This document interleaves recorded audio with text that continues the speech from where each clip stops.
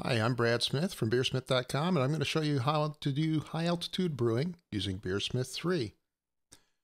When you work at higher altitudes, you have special challenges when brewing, as you rise in elevation and actually reduces the temperature at which water and wort boils. As a result, your boil takes place at a lower temperature, and this actually reduces your hop utilization, meaning you need more hops to get the same amount of bitterness. BeerSmith 3 has a simple way to handle this.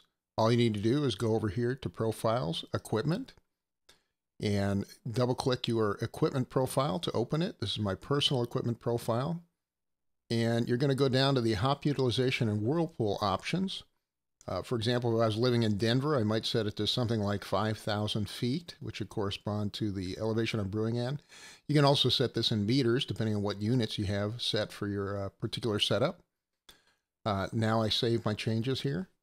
And if I go back to my recipes and use that setup in a equipment, or use that equipment profile, I should say, in a recipe, it'll actually adjust the hop utilization. In this case, it lowered the hop utilization to match the settings at altitude.